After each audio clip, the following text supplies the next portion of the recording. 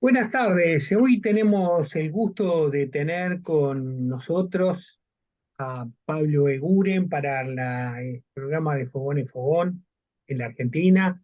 Estamos emitiendo en Radiográfica FM 89.3 y también con conexión con frecuencia 808 de Salinas. ¿Qué tal, Pablo? ¿Cómo estás? Buenas tardes. Bueno, ¿qué tal? Un gusto saludarlos de Montevideo.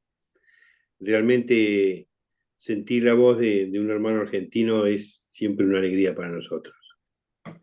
Pablo, Estamos tan contanos. cerca.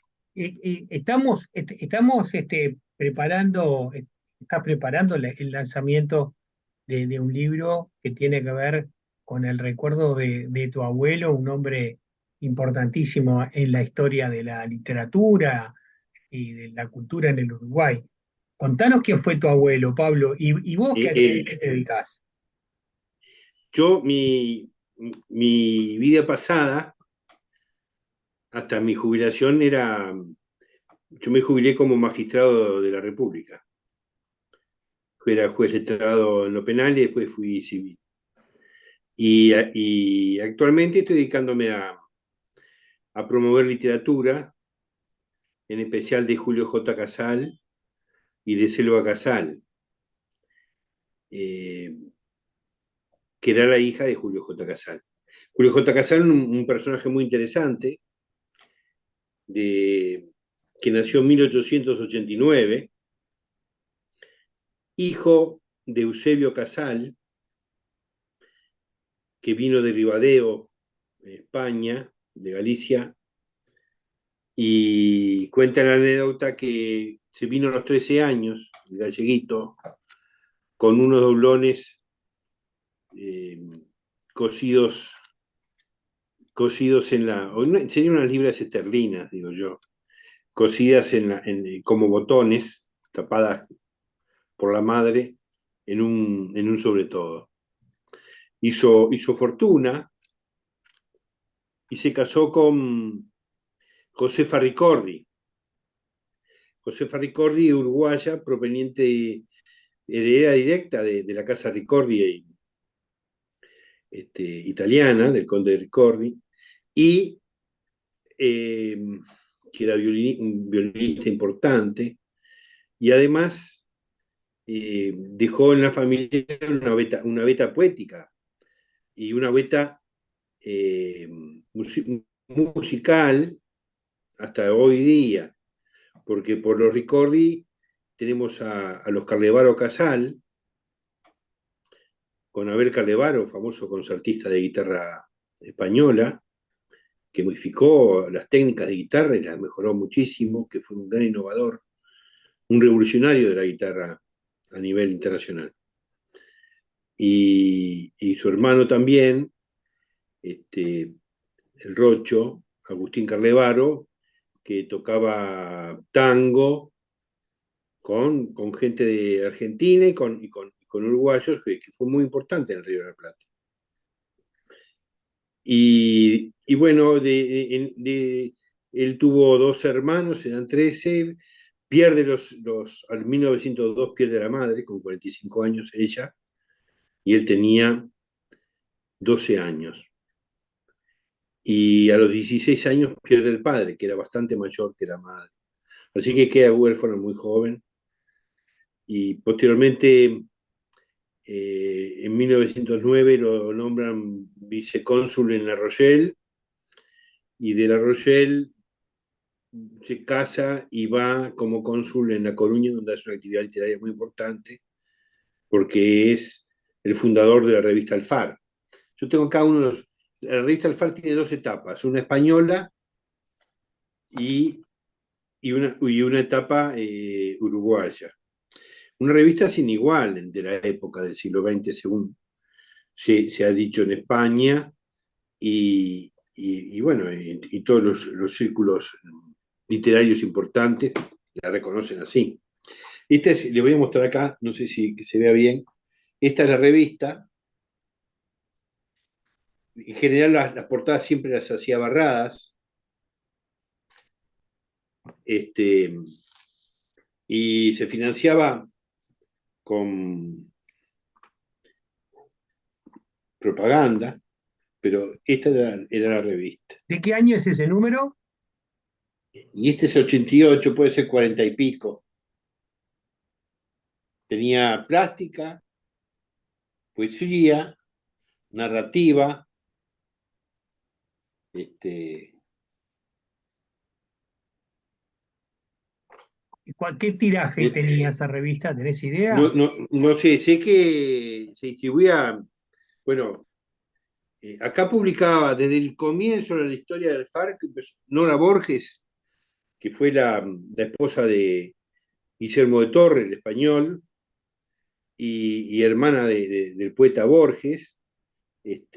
Cuando de Torre y ella se van a vivir a Buenos Aires por la caída de la República Española en el año 40, ya de la época española ya publicaba en la revista Alfar. Alfar nació allá por el año 23, ahora se cumplen 100 años, y es realmente un hito en lo que es la historia de las revistas hispanoamericanas, de las letras hispanoamericanas. Tengo una Julio J. pregunta, Casal, Pablo. Nora Borges es el representante de un movimiento, también el hermano, que es el ultraísmo.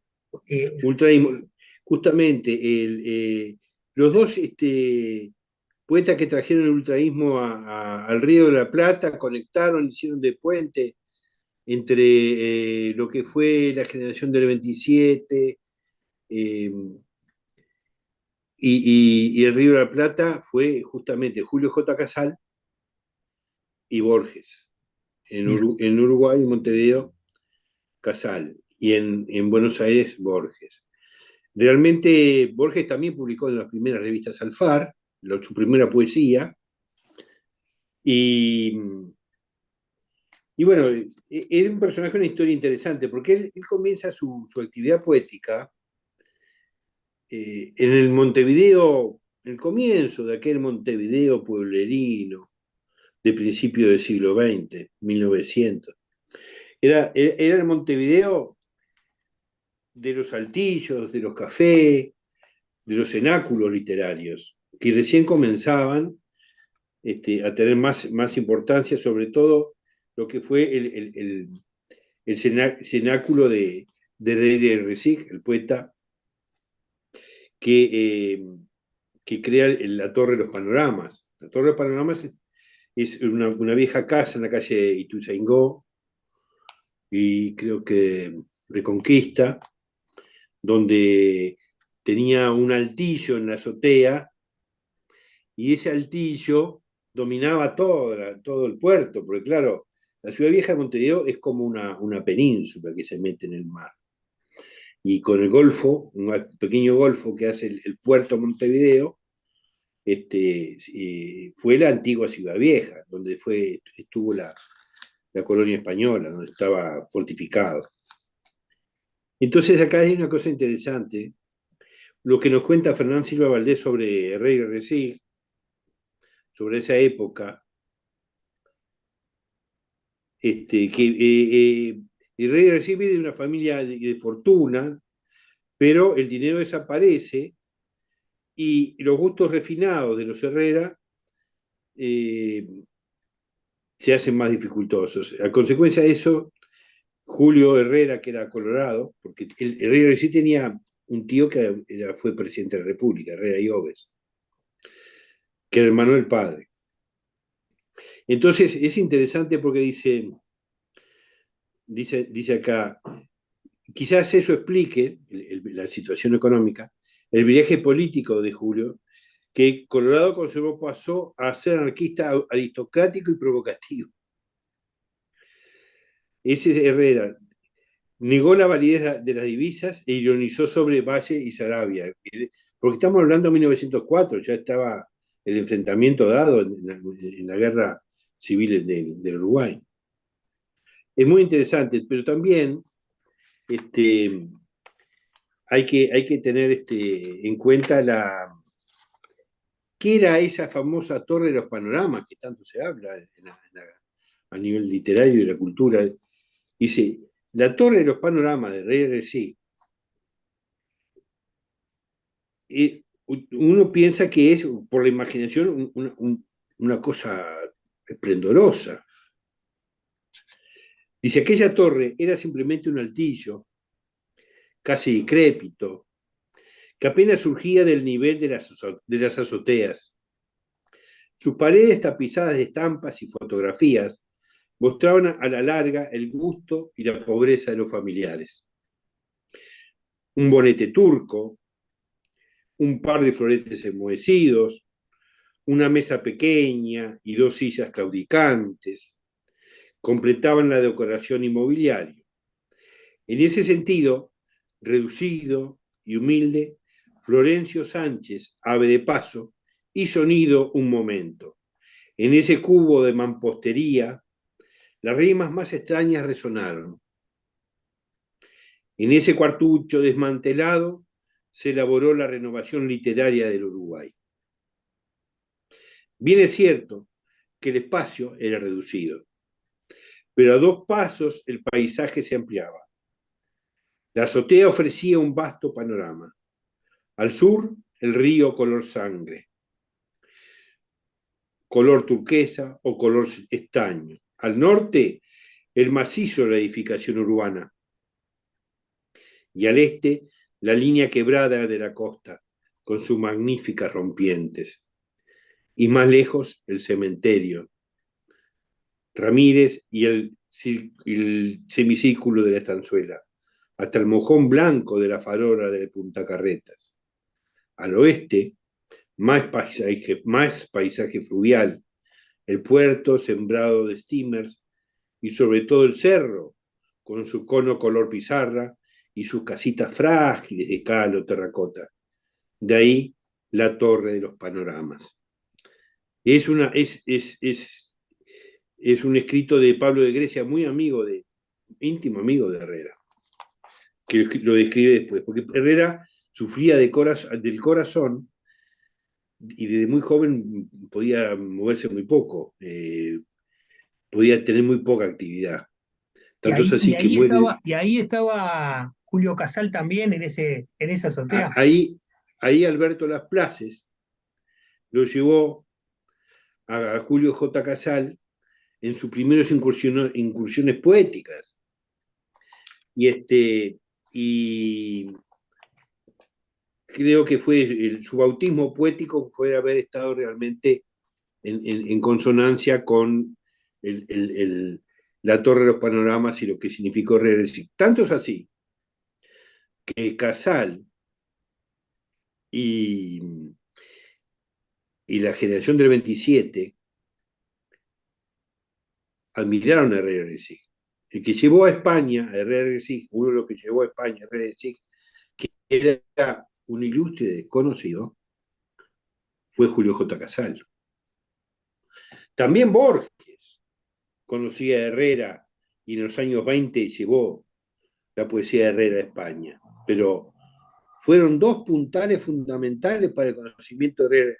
Y hay un poema desconocido casi, de Federico García Lorca, al estilo de Herrera, que más adelante vamos a hablar de él. Pero realmente, para esa generación española, fue importantísimo haber conocido a Herrera.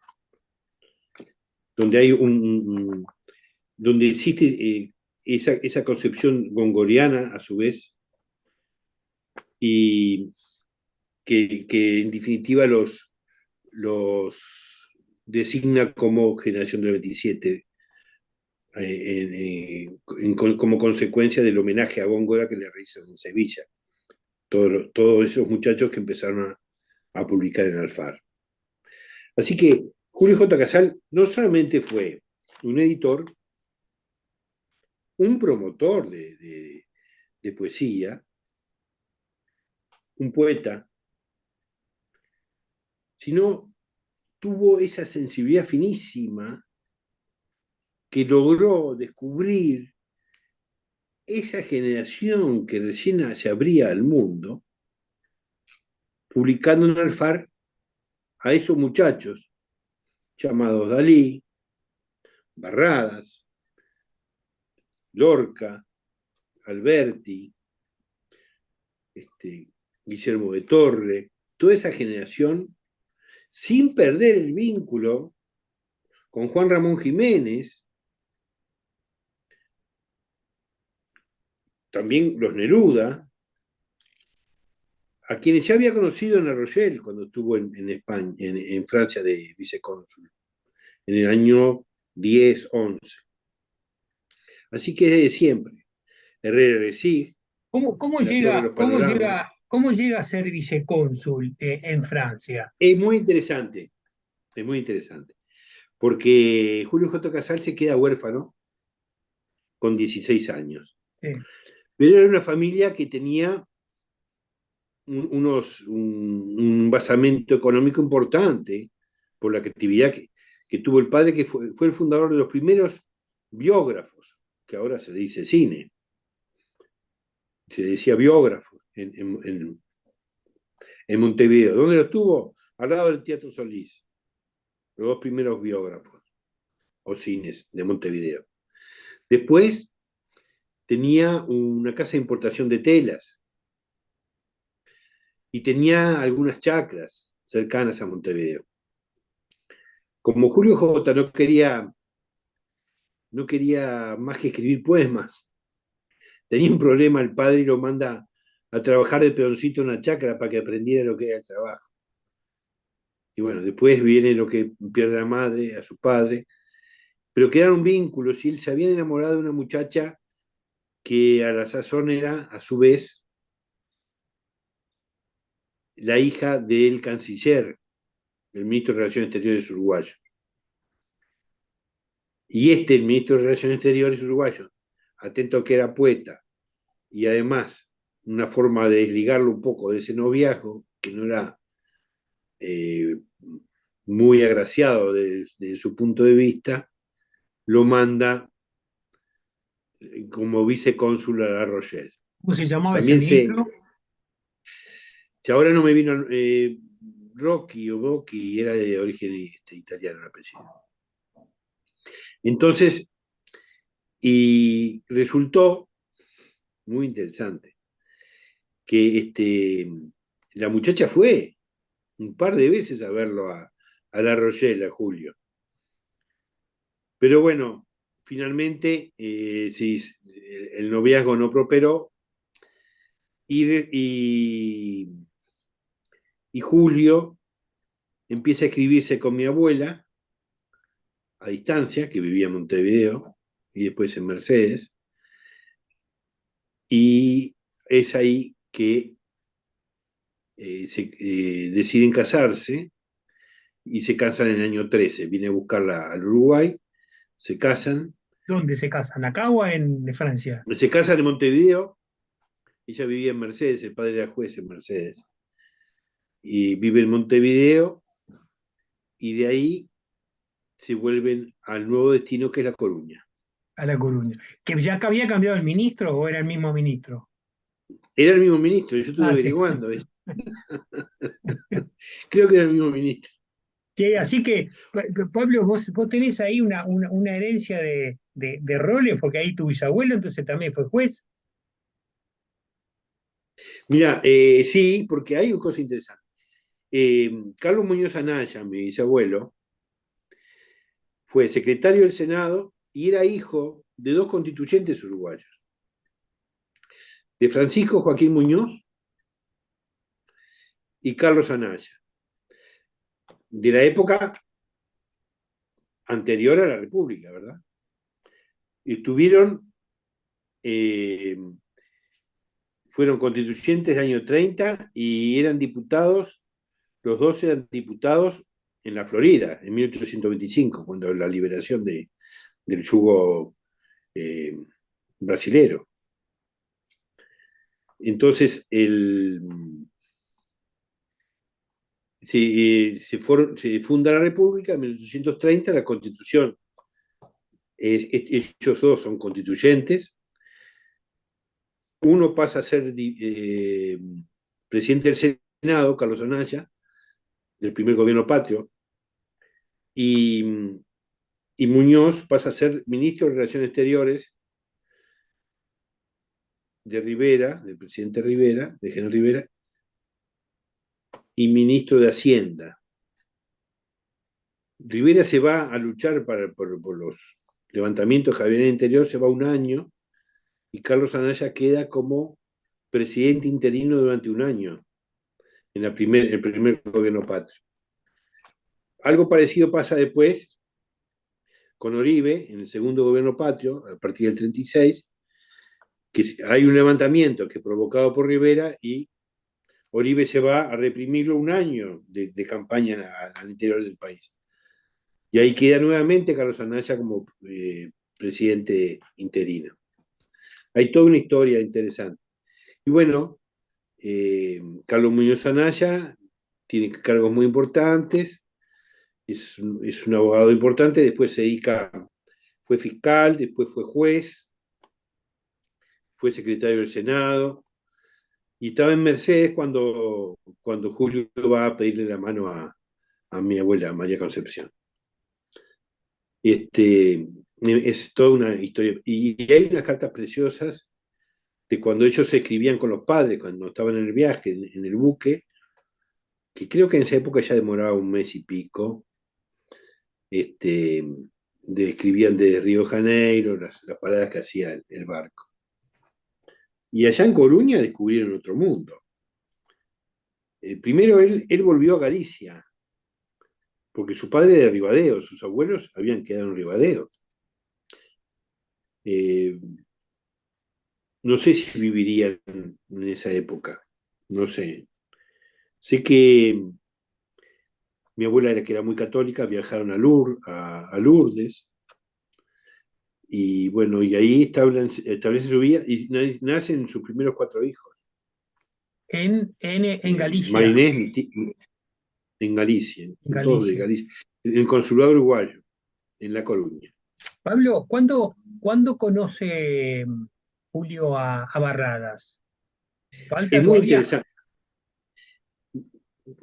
Julio y Rafael Barradas eran amigos desde la adolescencia en Ah, se Montevideo. conocían de Montevideo. Ah, Eran amigos de Montevideo. Eso está ahí con confusión entre historiadores y quienes han buscado un poco y a veces se piensan de que se habían conocido en España. No, eran amigos desde siempre. Tanto es así que Julio le enseñaba, y hay una carta de Barradas, le enseñaba a jugar al casín.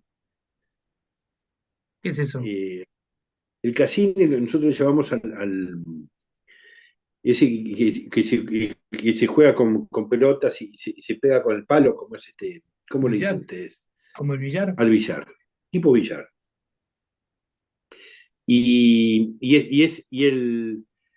Y habla Barradas de eso, que justamente le enseñaba a hacer la carambola.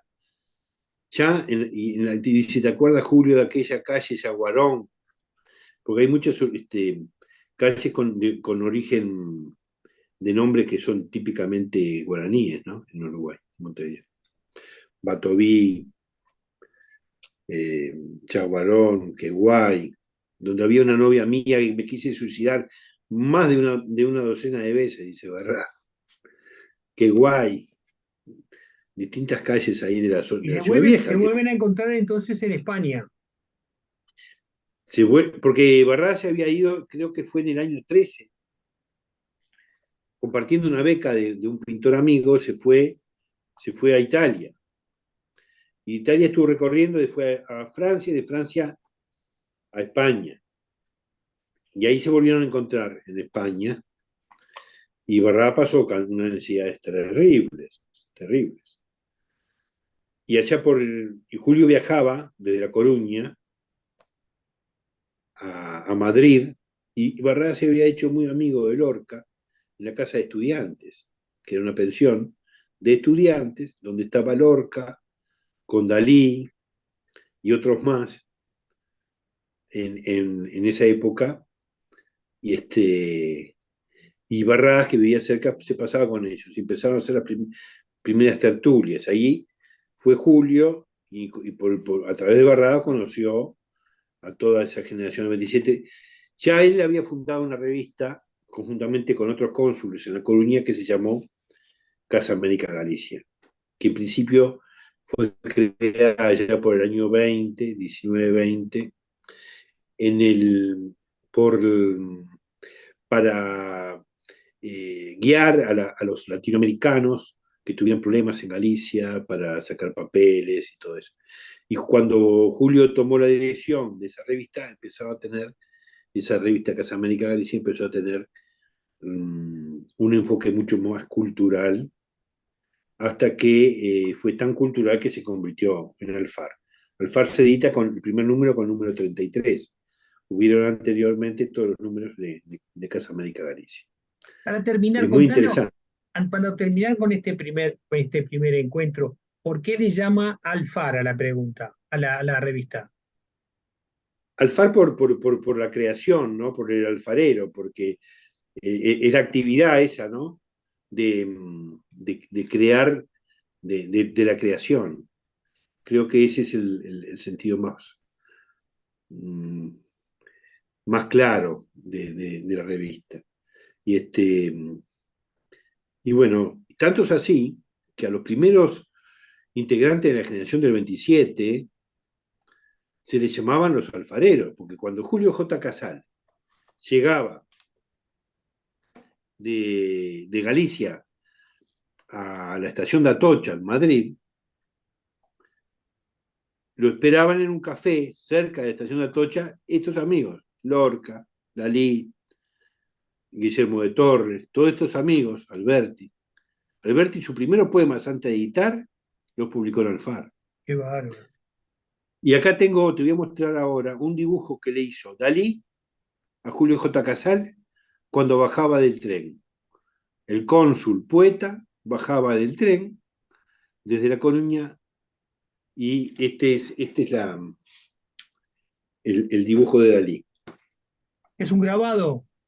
Es un grabado que tienes a Julio J. Casal con sus mostachos arriba, sombrero de traje, tiene no sé si, un portafolio y, bueno, ahí se le ve 1922 dice. ¿Y cuántos grabados sí. salieron de eso? ¿Es único, un original? No, este es una copia. Hace una copia. Sí. 1922 a Julio. Dalí 1922, el Julio Casal. Qué bárbaro, qué bárbaro. Está muy interesante, ¿no? ¿Qué? Esta va a ser la portada del libro que voy a publicar. El Muy libro que parecido. se va a llamar Julio J. Poeta, Casal, El poeta de dos poeta de mundos, dos ¿no? mundos. De dos Poeta de mundos. dos mundos. Lleva el paraguas, también en la otra mano, estoy mirando.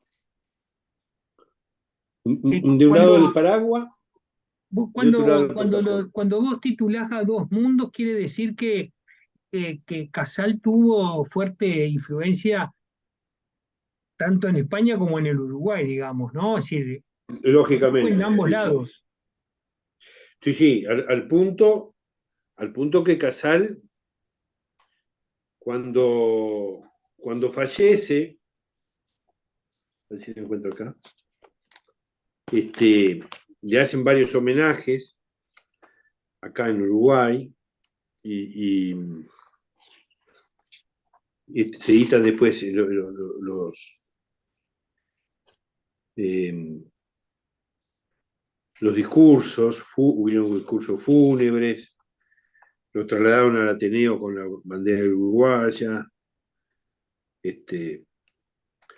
y bueno, homenajes de Sabater Casti, Arsenio Moratorio, el delegado de la UNESCO en ese momento era Julio Barrenechea, un poeta chileno que fue Premio Nacional de Poesía,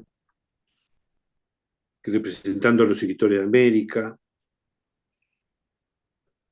Dice así cortito, por eso ahora en todos los poetas y escritores extranjeros que supieron de su don mágico de amistad y de afecto, hay hoy día un rincón de luto por su llorada muerte, a cuyo duelo se suma incluso el cielo de su bella ciudad, envuelta en súbita llovizna, dice el poeta chileno.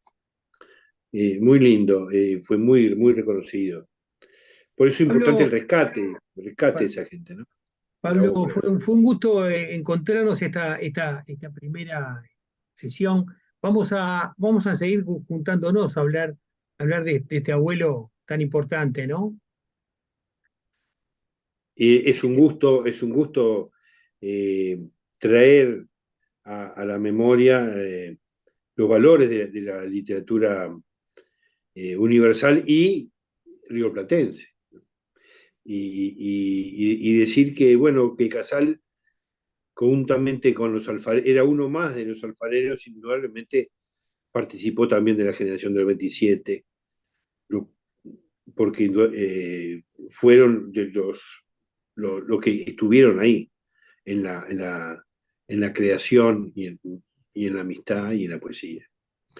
Así que realmente es un gusto de seguir estudiando un poco lo que fue la historia vívida de este personaje que es tan interesante.